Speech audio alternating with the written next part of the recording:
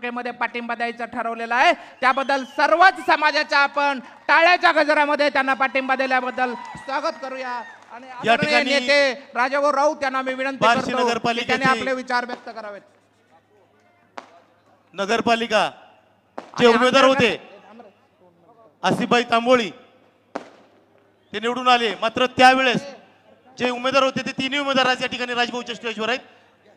प्रशांत कत्ले मालक, आंदळकर ॲडव्होकेट वासुदेव ढगे, आंदळकर साहेबांनी सूचना दिली की विजयी सभा एकट्या आंदळकर साहेबांची होईल।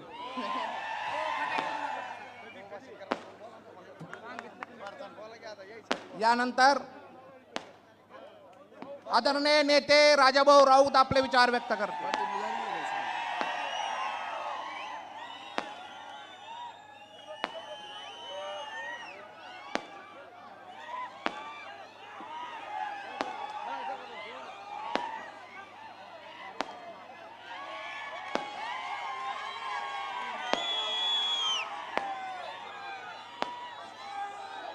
अच्छा या हे आदल्या बंद कर रे।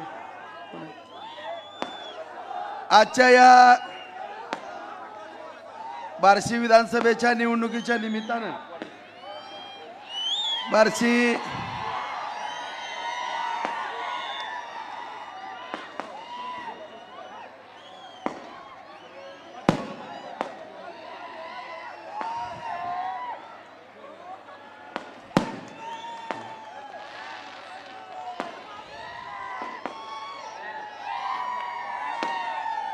आजच्या बार्शी विधानसभेच्या निवडणुकीच्या निमित्तानं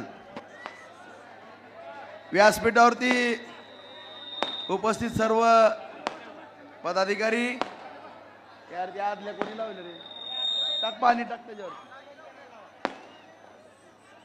उपस्थित समोर बसलेली सगळी माझी वडीलधारी मंडळी, तरुण मित्र बांधव, माझ्या सर्व माता भगिनी, या शहरातील घराघरातून ऐकणारे माझे सर्व बांधव माता भगिनी, आज बांधवांनो या ठिकाणी त्या दिवशी माननीय मुख्यमंत्री साहेबांची सभा झाली बांधवांनो, त्या सभेमधला जल्लोष आणि त्यानंतर काय राष्ट्रीय किंवा राज्यातले मोठे नेते त्यांची झालेली या ठिकाणी सभा आणि माझ्यासारखा एक सामान्य कार्यकर्ता त्याची सभा। मी माझ्या या तालुक्यातल्या जनतेसमोर हजारदा नतमस्तक होतो बांधवांनो की आतापर्यंत तुम्ही या राजाभाऊ राऊतला तळ हातातल्या फोडासारखं जपलेलं आहे, त्यामुळंच माझ्यासारखा कार्यकर्ता आज या ठिकाणी या बार्शी तालुक्यातली एवढी मोठी आज कामं करू शकलो किंवा या बार्शी तालुक्याचं जे स्वप्न आहे ते स्वप्न पूर्ण करण्याच्या दृष्टिकोनातून या ठिकाणी प्रयत्न करतो। आज या ठिकाणी बांधवांनो काम करत असताना मी आज जे काही विकास कामं केलेले आहेत हे आपल्या प्रत्येक वक्त्याच्या भाषणातून आता सगळ्यांनी सांगितलं। मी आपल्या सगळ्या जनतेच्या समोर, माता भगिनीच्या समोर काही नेते मंडळीची सुद्धा माफी मागतो की बऱ्याच जणाला बोलायची इच्छा होती परंतु बांधवांनो बोलता आलं नाही, मला थोडं माफ करा। कारण या ठिकाणी आज आपण ही आपली विजयी सभा आहे, उद्या आता आपली सभा होणार नाही, कारण उद्या या ठिकाणी आपली भव्य दिव्य रॅली काढायची बांधवांनो, आणि रॅली काढत असताना माझी आपल्याला नतमस्तक होऊन हात जोडून विनंती, एवढ्या ताकदीनं जेवढे आज सभेला आला तेवढे जण या ठिकाणी यावं असं आमंत्रण मी या ठिकाणी देतो। कारण हा रात्रीचा पिक्चर आपण दाखवलाय, सकाळचा पण पिक्चर आपल्याला दाखवायचा। मला या ठिकाणी नवल वाटतंय बांधवांनो की मी या बार्शी तालुक्यामध्ये आज आदरणीय आंदळकर साहेब पण या ठिकाणी व्यासपीठावरती आहेत किंवा विरोधक पण आहेत। मी सगळ्यांना प्रत्येक भाषणामध्ये मी किविलवानी हात जोडलेले आहेत बांधवांनो की या ठिकाणी बार्शीमध्ये कोणी कुणावर काही बोलू नका, कोणी टीका करू नका। मी जवळपास 2 महिने झालं प्रचार करतोय, सगळी गावं 100% माझी पूर्ण झालेली आहेत आणि प्रचार करत असताना मी अगोदरही विनंती केली होती, कोणी काय बोलू नका, आपण विकास कामाच्या वरती आपण सगळेजण मिळून काम करू. ठीक आहे, मला आमदार केलं, मी काम करन, कुणाला केलं त्यांचे ती करत्यान, कुणाकडे सत्ता आहे ती करतील. परंतु या ठिकाणी माझ्याबद्दल काय द्वेष निर्माण झाला आहे माझ्या विरोधकांनाही मला लक्षात येत नाही. कारण बांधवांनो, मी काय चुकीचं केलं मला सांगा या बार्शीमध्ये.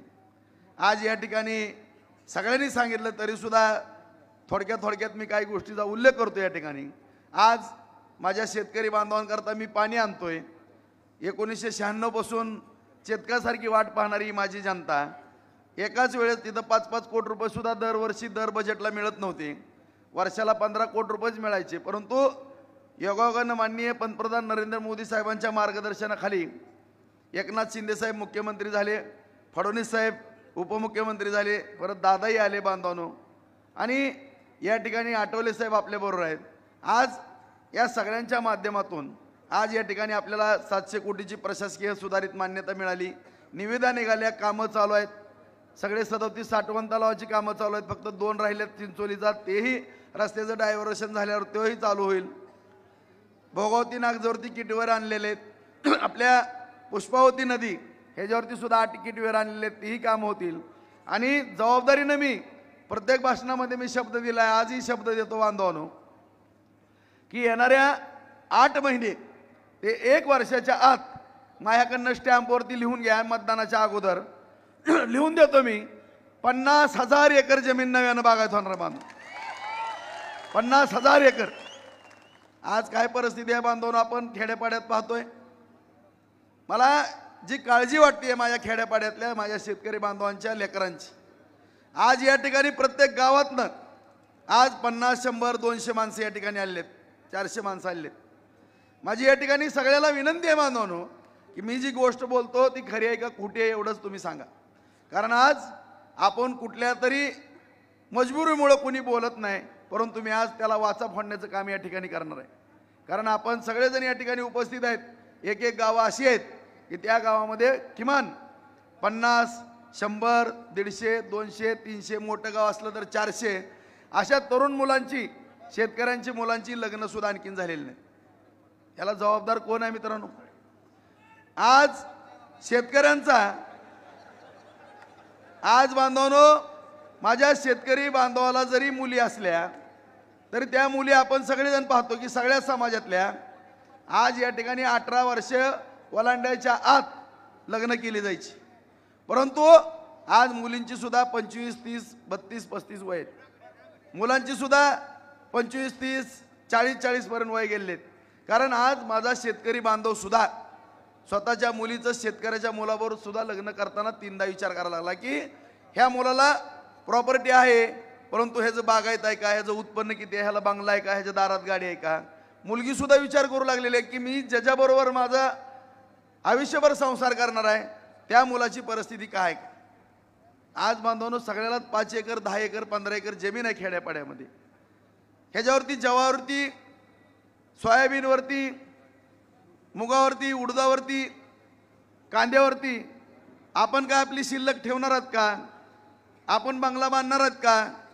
आपण दारात गाडी घेणार आहात का? नाही बांधवणं, हे होणार नाही.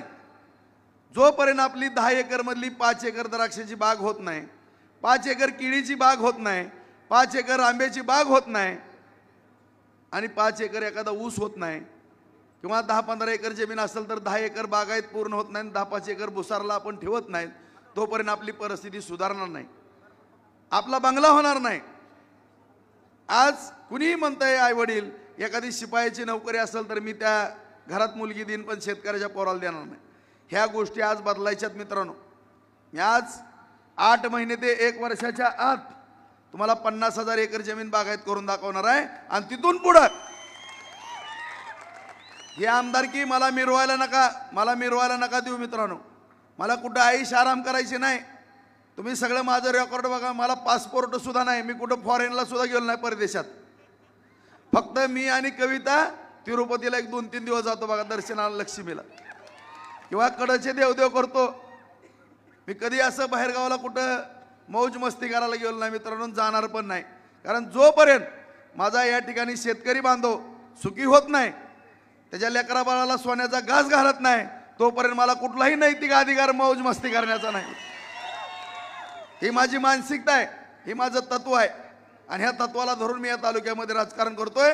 आणि मी भाषण नाही करत, मी माझ्या अंतकरणातल्या भावना तुमच्यापर्यंत कळवतोय. मित्रांनो, मला राजकारणी म्हणून भाषण करणारा एखादा वक्ता म्हणून बघू नका. माझ्याकडे एक तुमच्या कुटुंबातला मुलगा, तुमचा एक थोरला भाऊ ह्या नात्यानं माझ्याकडे बघा. माझ्याकडे दुसऱ्या कुठल्या नात्यानं बघू नका. माझी तळमळ वेगळी आहे. आज मला उद्योग व्यवसाय सगळं आयशारामध्ये आहे. मित्रांनो, मी माझ्या मनात आणलं तर एवढा उपाध्याप कशाला करू. सकाळी 5:30ला उठतो, 6 वाजल्यापासून मी 6:15ला मला पहिला फोन येतो माता भगिनींचा, भाऊ नळाला पाणी आलं नाही, भाऊ कचऱ्याची गाडी आली नाही. रात्री 11, 11:30 वाजेपर्यंत शेवटचा फोन. आणि प्रत्येक फोन उचलतो, माघारी करतो, विचारपूस करतो. ऑफिसवर माझ्या अंगावर माणसं पडतात तरी सुद्धा प्रत्येकाचं काम करतो. तुम्ही सगळ्यांनी बघितलं, इथं जेवढे आहेत तेवढे माझ्याकडे येऊन गेलेले आहेत. सगळ्यांनी बघितलं का नाही तुम्ही? मी कधी कंटाळा केला का? हे कशासाठी करतो? काय लागतंय माणसाला 2 टाइम खायला मला सांगा. काय लागतंय मला? काय कुठं ऐशाराम लय हावरा माणूस मी नाही. तुम्हाला पण माहित आहे की माझ्यावरती टीका केली जाते की एवढा पैसा मिळवला. अरे मी उद्योगधंदे करतो, 4 पैसे मिळवतो. मी 100 कोटी कर्ज घेतलंय बाबा मी बँकेतनं. माझ्या बँका तपासा तुम्ही. महाराष्ट्र बँकेत नाही, शिवशक्ती बँकेत नाही, पंढरपूर बँकेत नाही, बँक ऑफ इंडिया, सगळ्या बँकेतनं तुम्ही माहिती घ्या. उद्या बँका चालू आहेत. राजूभाऊ राऊत आणि त्याच्या परिवारावरती किती कर्ज आहे बघा उद्योगधंद्याला. डाळी मिलला, ज्वारीला, खडी मशीनला सगळं कर्ज आहे. अरे मी एवढं मोठं कर्ज घेऊन उगत कोर्टातनं मला निर्दोष सोडलं का? आंदळकर साहेबाला त्यांनी फिर्याद माझ्याबद्दल द्यायला लावली. उगत सोडलं का साहेब मला? हायकोर्टानं मला निर्दोष केलं. त्यातनं ह्याच्यात काय सुद्धा नाही. हे सगळं कर्ज आणि उद्योग व्यवसाय सगळे बरोबर आहेत. हायकोर्टाने मला त्यातनं दोषमुक्त केलेलं आहे. आज मी काय मला सांगा, आज मला अभिमान आहे. माझ्या कार्यकर्त्याचे 5-5, 10-10 कोटीचे बंगले आहेत. मित्रांनो, मी सगळी लेकरं म्हणतात तात्या आपल्याला मोठा बंगला बांधा, आणखीन पण बांधत नाही. मी आणखीन 32 लाखाच्याच घरात राहतोय. वाटतंय लोकांना की राजभाऊ जवळ आहे. अरे पण बँकेचं पण आहे. मी फक्त माझ्या व्यवसायासाठी जागा घेतो आणि विकतो मला, आणि त्याच्यातनं मी सगळं भागवतो. ही कधीतरी कुणापुढं मी पैसे मागितले का मला सांगा तुम्ही? कधी कुणाचे बुडवले का? मी कुठल्या निवडणुकीमध्ये कुठल्या व्यापारीने म्हणावं, कुणीही म्हणावं, राजकारणातल्या पार्टीतल्या प्रमुखांनी सुद्धा म्हणावं, मला फोन आले वरनं, राजभाऊ, मी म्हणलं मला रुपया नको कोणाचा. मी माझ्या कष्टानं माझ्या बँकेत, महाराष्ट्र बँकेत फाईल केली. मी तिथनं 4 पैसे उचलल्यात. मित्रांनो, मी तुम्हाला जबाबदारीने बोलतो. तुम्ही बघा जाऊन बँकेमध्ये, उद्या जाऊन बघा. कारण मला जर कुणी वरनं 4 पैसे दिले तर माझा आवाज दबन, त्याची सुद्धा मी काळजी घेतो. तुम्ही एवढं ऐकलं मध्यंतरी कोण टीका टिप्पणी करत होती, कोणी बोट दाखवलं का माझ्याकडं? दाखवलं का? कधी राजभाऊ राऊत सापडला का? आणि आज तुम्हाला पण या ठिकाणी सगळ्या खेड्यापाड्यातल्या माझ्या बांधवाला माहित आहे मित्रांनो, सगळी कामं आज दिली मी खेड्यामध्ये, ग्रामीण भागामध्ये. सगळ्या माझ्या गोरगरिबांच्या कार्यकर्त्यानं कामं केली. कुणीही म्हणावं राजभाऊ राऊतनी 5%, 2%, 10% कमिशन घेतलंय. आत्ता मी इथं खाली उतरतो, माझ्या घरी जातो, मला राजकारण नको. घेतले का कोणी सांगा मानो? मी कुणाचं काम करताना कुणाची बदली करतो, कुणाला नोकरी लावतो, कुणाचा शेअर्स म्हणून घेतले, काय 10 रुपये घेतले बांधवानो? अरे मग मी निष्कलंक माणूस असताना माझ्याबद्दल आरोप का करतात तसे खोटे? आज या ठिकाणी मित्रांनो मी काम माझ्या वेगळ्या पद्धतीने करतोय. आज या ठिकाणी पाण्याचा विषय आपण मिटवत आणलेला आहे. आज MIDCच्या माध्यमातून सुद्धा आज गाताच्या वाडीला तुम्ही जाऊन बघा. आज सबस्टेशन राणे साहेबांच्या वेळेस जागा संपादित केली, पैसे दिले, फक्त प्रस्तावित होती. प्रत्यक्ष त्या ठिकाणी 9 आणि 14ला पराभव झाला, तिथं काहीच नव्हतं. आता जावा बघा, सबस्टेशन दिले, पाणी दिले, सगळे कारखाने उभारायला लागले. आज ज्वारीचे सुद्धा 20 नवीन टेक्नॉलॉजीचे उद्योग उभारले आहेत बार्शीमध्ये, नवीन मशिनरीचे. आज चिंचुक्याचे व्यापार बंद पडत होते GSTने, मुळे केंद्रीय मंत्रालयामध्ये पाठपुरावा करून ती GST माफ केला आणि 4 फॅक्टऱ्या चालू ठेवल्या आज बार्शी.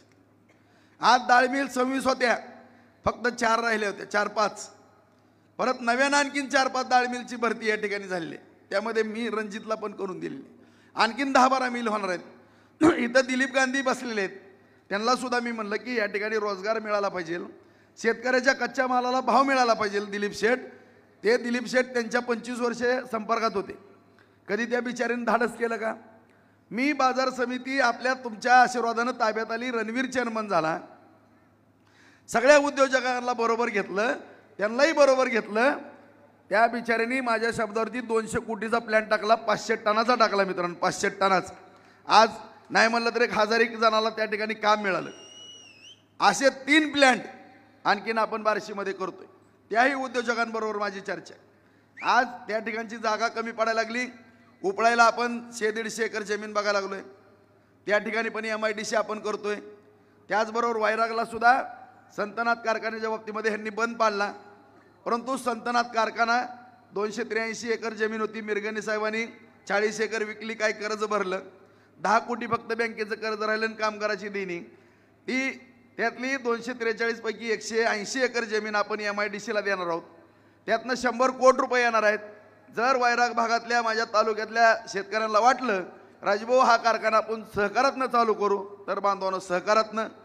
जर तुमची इच्छा असेल राजभाऊ नको सहकारातनं, कुठल्याही उद्योजकांना मी 3 उद्योजकांबरोबर चर्चा केलेली आहे, कुठल्याही किमतीत हा संतनाथ कारखाना चालू करून दाखवतो, चालू करून दाखवतो. ह्यांनी बंद पाडला, आपण चालू करू, काही अवघड नाही. तुमची इच्छाशक्ती पाहिजे, तुमची इच्छाशक्ती होऊ शकते. राहिलेले 180 एकरवरती MIDC करू, तिथं 6-7 हजार पोरांना रोजगार मिळेल, इथं 4-5 हजार पोरांना रोजगार मिळेल. गाताच्या वाडीला आता उपळायला 4-5 हजार, किमान 12 ते 15 हजार तरुणांना या ठिकाणी रोजगार आपण देतोय. आणि ही फार दिवस लावणार नाही.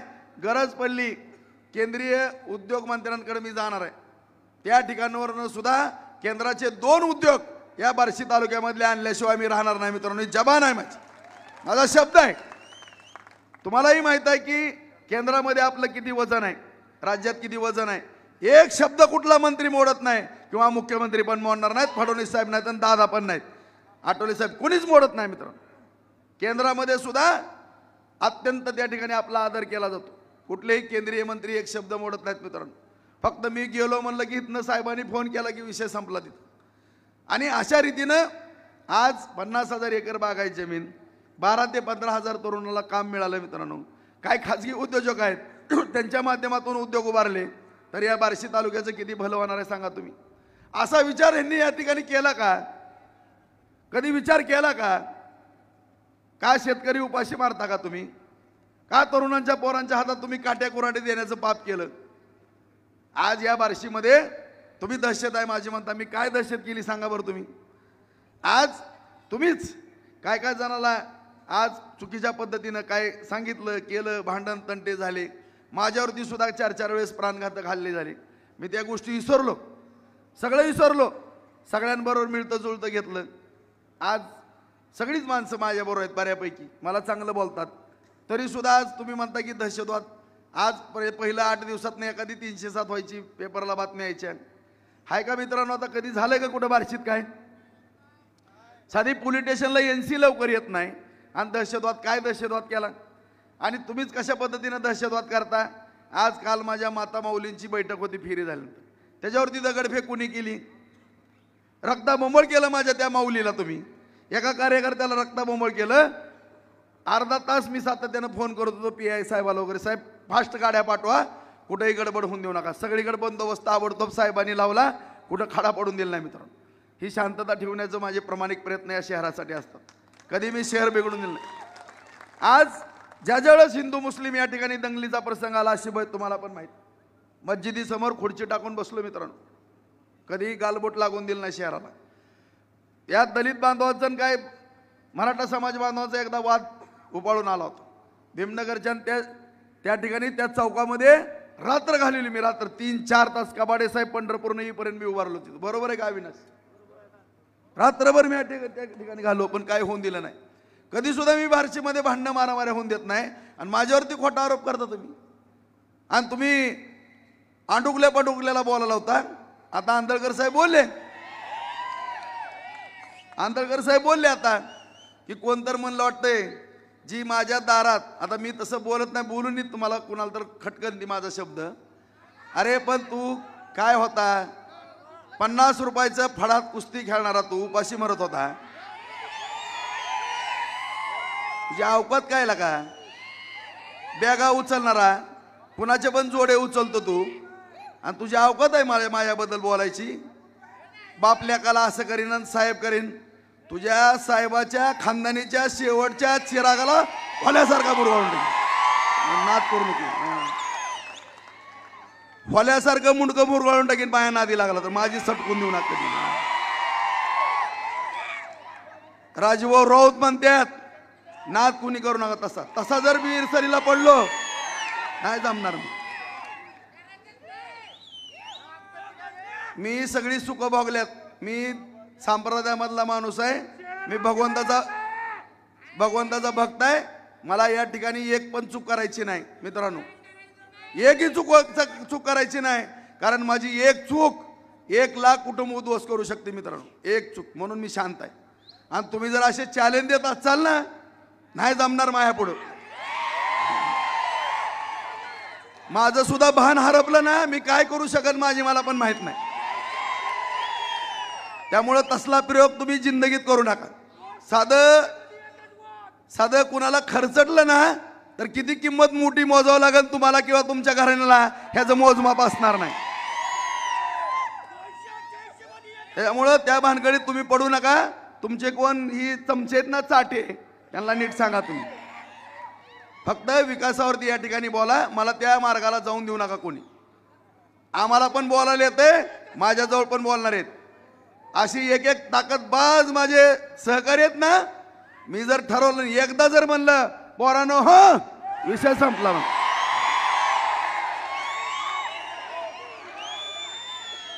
पण मी आतापर्यंत का संयम ठेवलाय, मला कुणाच्या लेकराची, मला सगळ्यांच्या लेकरा बाळांच्या तोंडात सोन्याचा घास घालायचा.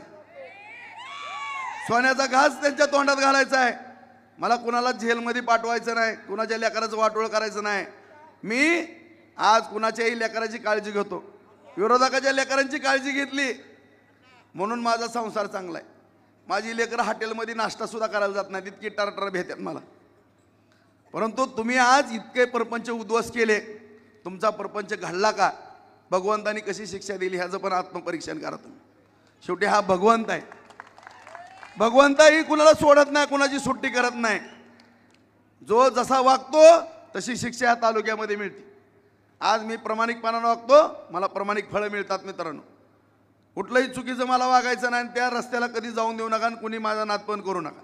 त्यामुळे या ठिकाणी विकासाचं बोला. आज पाण्याच्या बाबतीमध्ये असेल, MIDCच्या बाबतीमध्ये असेल मित्रांनो. आज या ठिकाणी मग सगळ्या वक्त्यांनी सांगितलं कोर्टाचा विषय आपण सोडवला. 76 कोटीची इमारत चालू आहे. उपजिल्हा रुग्णालय जे डॉक्टर कर्मवीर मामासाहेब जगदाळे यांनी हॉस्पिटल केलं गोरगरिबांसाठी, आज त्या धर्तीवरती आज आपण त्या ठिकाणी उपजिल्हा रुग्णालय केले. पांगरीला आपण त्या ठिकाणी 100 बेडचं मंजूर केलंय. वैरागला ग्रामीण रुग्णालय मंजूर केलंय, प्रशिक्षण केंद्र. आज या सगळेच काम चालू आहे. तिथं पांगरीचं काम चालू होईल. वैरागचं सुद्धा 1-2 महिन्यामध्ये आपण ती जागेची अडचण आली, ती झाल्यानंतर जवळपास तिथं 60 कॉटेज, इकडं 100, इकडं 100, 260 कॉटेजच्या हॉस्पिटल सरकारी होतात.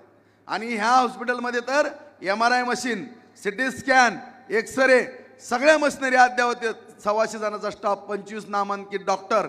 1 रुपया सुद्धा माझ्या गोरगरिबाला त्या ठिकाणी कुठली फी लागणार नाही. कुठलंही ऑपरेशन करा फुकट. हे मी करतोय. आज कोर्टामध्ये सुद्धा कितीतरी लोक तुम्ही जाऊन आलात ह्या कोर्टामध्ये. मला जज साहेबांनी सुद्धा निरोप दिले, आमदार तुम्ही ताबडतोब या कोर्टाच्या बाबतीमध्ये मार्ग काढा. 25 वर्ष मित्रांनो ही इमारत रखडली होती.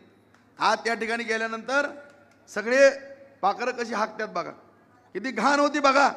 आज पक्षकार असतील, वकील बांधव असतील, एवढा सुशिक्षित जे विधितज्ञ आहेत त्यांची सुद्धा किती अडचण होत होती बघा.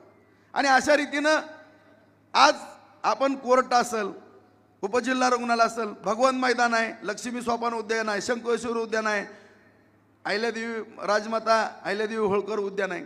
सगळी उद्यानं चांगली केली, मैदानं केली. 422ला 43 कोटीचं मैदान आणलं. आज माझ्या या ठिकाणी छत्रपती शिवरायांची शिवसृष्टी केली. 25 वर्षापासून मागणी होती शिवभक्तांची.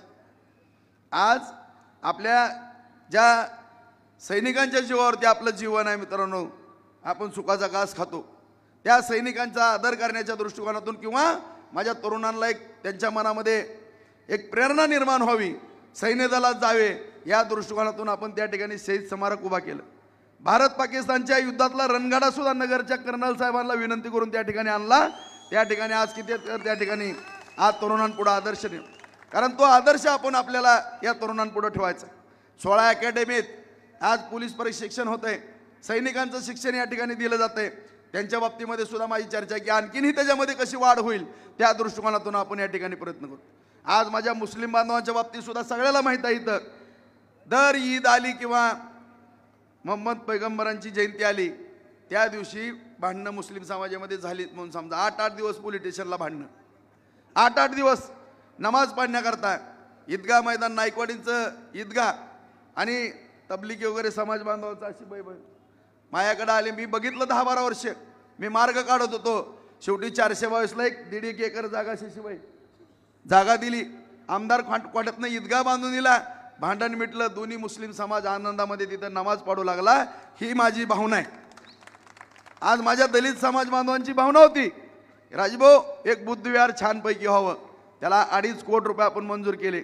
1 एकर 10 गुंठे जागा आपण 422ला दिली मित्रांनो. आणि त्या ठिकाणी सुद्धा आपण ज्या पद्धतीनं शिवसृष्टी निर्माण केली त्या धर्तीवरती बुद्धविहार पण करतोय. आणि माझ्या सर्व डॉक्टर बाबासाहेब आंबेडकरी जनतेला मी पण त्यांचा भक्त आहे. त्यांची घटना वाचून या ठिकाणी काम करतो.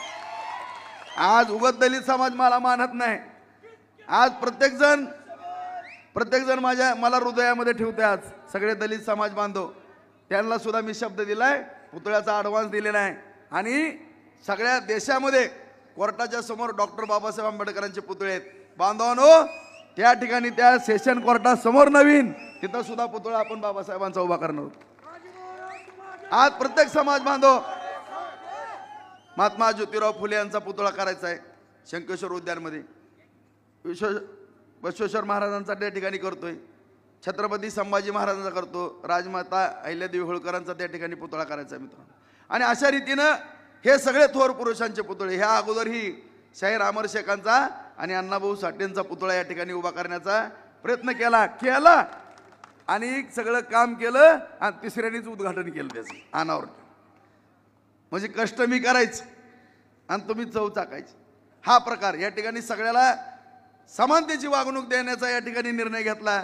मी छत्रपती शिवरायांचा मावळा आहे मित्रांनो. आणि महाराजांचा आदर्श डोळ्यासमोर ठेवून काम करतो. सगळ्या जाती धर्मातील प्रत्येक जाती धर्मातील जवळपास माझ्या माहितीप्रमाणे 65 ते 70 जाती धर्मातील माणसं माझ्याकडे आली. राजभाऊ आम्हाला सभागृह पाहिजे, आम्हाला जागा पाहिजे. सगळ्याला 10 गुंठे 15 गुंठे 20 गुंठे जागा ओपन पीसमधली दिली. आमदार कोट्यातनं सभागृह बांधून दिली. सगळे आनंदामध्ये आहेत सगळेच. प्रत्येक जणाच्या चेहऱ्यावरती एक आनंद. आणि लोकप्रतिनिधीचं कर्तव्य काय? या जनतेच्या चेहऱ्यावरती आनंद देणं हेच त्या लोकप्रतिनिधीचं कर्तव्य असतं मित्रांनो. ते मी पार पाडलं या ठिकाणी. आज या ठिकाणी माझी सगळ्याला नम्रतेची विनंती आहे. सगळ्या शासनाच्या योजना असतील बांधवांनो, सगळ्या योजना अत्यंत प्रभावी अशा योजना तुमच्यासमोर दिलेल्या आहेत. शेतकऱ्यांचं वीज बिल माफ केलेलं आहे, वीज बिल भरायचं नाही. 1 रुपयात पीक विमा दिलेला आहे. माझ्या माता भगिनीला शिक्षण मोफत आहे.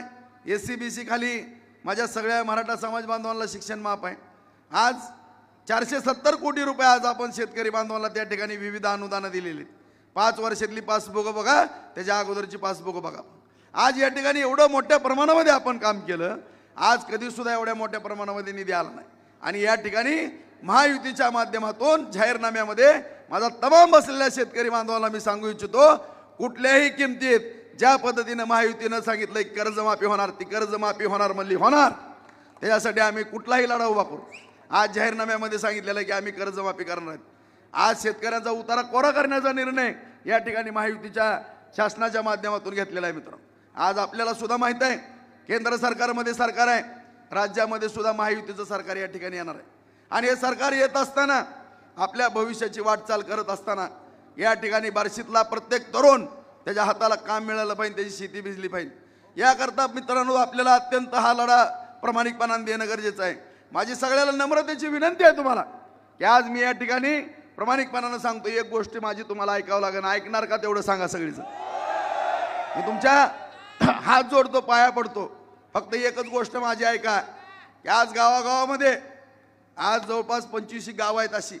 उदाहरणार्थ देवगाव असेल, उदाहरणार्थ दसपिंपळगाव असेल, नागोबाची वाडी होती, खडकलगाव होतं, बेलगाव होतं, असे असंख्य जवळपास 25 गाव होती मित्रांनो. उदाहरणार्थ दोन्ही नेत्यांचं जवळगाव असेल, अनिल काका आणि अरुण भाऊ असेल, सांगतो मी.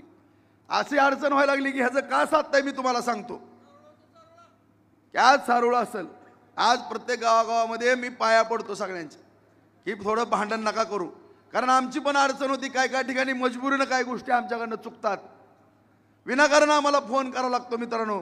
त्याचा फार मोठा वाईटपणा येतो आणि ह्या गोष्टीचा फायदा असे निष्क्रिय माणसं घेतात. आणि आज तीच घटना या ठिकाणी थोडीफार घडताना दिसते. माझी सगळ्याला तमाम माझ्या बांधवांना विनंती आहे, हा पुढे गेला म्हणून रुसू नका, तो पुढे गेला म्हणून रुसू नका, ह्याने पुढं काम केलं म्हणून रुसू नका. माझ्यासमोर समानतेची वागणूक असेल, मी दुय्यम वागणूक कुणाला देणार नाही. या ठिकाणी मी प्रामाणिकपणाने शब्द देतो. अत्यंत महत्त्वाचा विषय आहे मित्रांनो या तालुक्याच्या दृष्टिकोनातून. कारण ज्या वेळेस गावामध्ये भांडणं झाली किंवा मारामाऱ्या झाल्या त्यावेळेस एक गट इकडं आणि एक गट तिकडं. आता मी दोघाला सांभाळून घेण्याचा प्रयत्न करतो. एक इकडं निष्ठाला बघतोय, एक इकडं निष्ठाला. दुनियाची आपदा होती, माझी बेजारी होती, परंतु मी का करतो ही का करतो. आज मी सगळ्याला शब्द देतो, तुमचं ज्या लोकांचं भांडणामध्ये नुकसान झालेलं आहे ते नुकसान भरून काढण्याची सुद्धा जबाबदारी ह्या राजेंद्र राऊत या ठिकाणी घेतो प्रामाणिकपणे, शब्द देतो. परंतु या ठिकाणी वैऱ्याला यश देऊ नका मित्रांनो, वैऱ्याला यश देऊ नका. कारण जर तुम्ही आता कोणी चूक केली तर पश्चातापाशिवाय काय असणार नाही आपल्यासमोर. पश्चातापाशिवाय हा पश्चाताप करण्याशिवाय तालुका काही भोगणार नाही. कारण या तालुक्यानं 25-30 वर्ष भोगलेला आहे मित्रांनो, 25-30 वर्ष भोगलंय. आणि पुढे जर भोगायचं नसेल तर आपल्याला सगळ्याला अत्यंत काळजीनं वागणं गरजेचं आहे. तुम्ही निवडणूक कुठली सोपी समजू नका. एवढी गर्दी, त्यांच्यापेक्षा 1.5 गर्दी झाली, मला मान्य आहे. त्यांनी सोलापूरमधनं माणसं आणली ती, धाराशिव उस्मानाबादनं आणली होती, मला मान्य आहे. एवढी मोठी गर्दी आहे, मला मान्य आहे. परंतु निवडणूक सोपी समजू नका. कुठल्याही निवडणुकीला किंवा युद्धाला सोपं समजायचं नाही. पानिपतमध्ये तेच घडलं. युद्ध सोपं आहे म्हणून लढले, परंतु त्यात 1 लाख लोकांची कत्तल झाली. आज तुम्हाला मी जबाबदारीने सांगतो की आजपासून 3 दिवस 18, 19, 20 ही रात्र वैऱ्याची आहे मित्रांनो. तुम्ही अत्यंत माझं काय गोष्टी काळजीनं गांभीर्यपूर्वक घ्या. एक मत आज तुम्हाला 6 वाजेपर्यंत 20 तारखेच्या जागरूक राहून आणावं लागणार आहे. ज्या पद्धतीनं तुम्ही 99ला, 2004ला, 2009ला, 2014ला ज्या पद्धतीने पाटकुळी मतं आणली त्याच पद्धतीनं तुम्हाला पाटकुळी मतं आणायला लागल्यात. गेल्या वेळेस 19ला पण तुम्ही त्या पद्धतीने. माझी तुम्हाला प्रामाणिकपणाने या ठिकाणी शपथ घालतो मी, अजिबात तुम्ही कुठेही गाफील राहू नका, ढिल्ल पडू नका. कारण कुठल्याही टायमाला कुठली अफवा उठू शकते. आता मला सांगा, एवढी मोठी गर्दी, ह्यांचं आणि घरची मतं पडली तर मी 10-15 हजार मतांनी निवडून, तरी सुद्धा म्हणतंय वैरागचं लय बेकार. वैरागमध्ये इकडं तर लय बेकार आहे म्हणते, शहरात तर काहीच खरं नाही म्हणते. आता तुमचंच कुठं काय खरं नाही ते तुम्हाला पण माहीत आहे आणि मला पण माहीत. त्यामुळं या ठिकाणी कुणी गाफील राहू नका. जर आपण गाफील राहिलो तर आपल्यावरती फार वाईट येणार आहे. कारण तुम्हाला मी लोकसभेला सुद्धा सांगितलं होतं मित्रांनो, लोकसभेला सांगितलं होतं का नाही, तुम्ही ऐकलं नाही. कारण ज्या माणसांना मी लहानाचं मोठं त्या ठिकाणी राजकारणामध्ये केलं ती माणसं मला ओळखू येत नाहीत का. त्यामुळं काय घटना घडली, कुणाच्या दारात किती आदल्या उडल्या फटाकड्या उडल्या, परत आदल्या दारात फटाकड्या उडल्या किंवा परत डोकी फुटली, तुम्ही कोणाला जबाबदार धरणार नाहीत मला सांगा. या ठिकाणी आत्ताच विचार करा. आणखीन 3 दिवस वेळ आहे, 18, 19, 20 3 दिवसामध्ये काही घडू शकतं. त्यामुळं उद्या काय होणार आहे दादा मला सांगा. 2019ला आपण आमदार झालो, कुठं खडा पाडला का. 2004ला आमदार झालो, खडा पाडला का. 3 वेळेस नगरपालिका आली, खडा पाडला का. 4 वेळेस पंचायत समिती आली, कुठं खडा पाडला का. परंतु ह्यांची जी सवय आहे मित्रांनो, ती सवय कसली आहे बघा. सगळ्यांच्या दारात फटाकड्या उडणार, काट्या, दगड, धोंड, कुणाचं टकोरं फुटलं, अमुक केलं, तमुक केलं, अमुक केलं, तमुक केलं. परत रडत बसण्यापेक्षा तुम्हाला हसायचं का रडायचं तेवढं सांगा. मग तुम्हाला 3 दिवस काय सुद्धा काम बघायचं नाही. 3 दिवस तुम्ही या ठिकाणी प्रत्येक घरोघरी जावा, बाहेरगावचे आपल्या पाहुणे रावळे मित्र सगळे बोलवा, एवढं त्या ठिकाणी तुटून पडा की आपण त्या ठिकाणी प्रचंड मताने विजय झाला पाहिजे, एवढं गोष्ट तुम्ही ध्यानात ठेवा. तुम्ही फक्त 3 दिवस हटायचं, 3 दिवस हटा.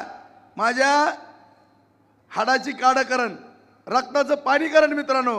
पण एक जर तक्रार येऊन दिली तर राजेंद्र राऊत नाव बदलून ठेवून, एवढंच मी तुम्हाला शब्द देणार. एवढं काम करण काम सुद्धा कटाळन या असला आम्ही माणूसच बघितला नाही म्हणून. एवढं काम करण चॅलेंज आहे माझं, इतकं काम करण मित्रांनो. आता 4,000 कोटी आणल्यात, जर पुढच्या 5 वर्षात 8,000 कोटी नाही आणल्या तर मला बोल. परंतु तुम्हाला 3 दिवस सुट्टी नाही, 3 दिवस एवढं तळमळीनं पळा. कुठला पाहुणा रावळा मित्र काय करायची करा, वाटल ती करा, पण मत एक मतच झालं पाहिजे, एवढी जबाबदारी तुमची असणार आहे मित्रांनो. आणि उद्या या ठिकाणी आपली सकाळी उद्या मित्रांनो आपली सकाळी आपली 9:30ला पदयात्रा आहे. छत्रपती शिवाजी महाराजांच्या पुतळ्यापासून पदयात्रा आहे मित्रांनो. सगळ्याला माझी हात जोडून विनंती आहे, उद्याची पदयात्रा म्हणजे आपलं सगळ्यात मोठं शक्ती प्रदर्शन आहे. त्यावेळेस कुठलाही माझा सहकारी मतदार गरीब असता कामा नये. सगळ्यांनी छत्रपती शिवाजी महाराजांच्या पुतळ्यासमोर यावं ही माझी हात जोडून विनंती आहे. आणि सगळ्यांनी आपलं पहिल्या मशीनवर 3 नंबरला बटन आहे, धनुष्यबाण या चिन्हाच्या पुढचं बटन आपण पण दाबा. आणि सगळ्याला बटन दाबण्याकरता सगळ्यांना या ठिकाणी विनंती करा. आणि उद्या 9:30ला सगळ्यांनी आपल्या पदयात्रेला हजर राहावं अशी या ठिकाणी हात जोडून विनंती करतो आणि माझे 2 शब्द संपवतो. उद्या सकाळी 9:30 वाजता शिवाजी महाविद्यालय बार्शी येथील छत्रपती शिवाजी महाराजांच्या पुतळ्यापासून आपली भव्य अशी पदयात्रा आदरणीय आमदार राजाभाऊ राऊत त्यांच्या प्रचारार्थ निघणार आहे. जेवढे लोक इथं सभेसाठी उपस्थित होते तेवढ्या सर्व लोकांनी त्या पदयात्रेमध्ये सहभाग घ्यावा आणि पदयात्रा यशस्वी करावी अशी विनंती करतो. आपण सर्वजण इथं उपस्थित राहिला त्याबद्दल सर्वांचे मनपूर्वक आभार मानतो. आणि अत्यंत शांततेमध्ये आणि शिस्तीमध्ये आपण घरी जावं अशी मी आपल्याला विनंती करतो. धन्यवाद. शिवसेना एकनाथ शिंदे गटाचे बंद करा वाजवू नका.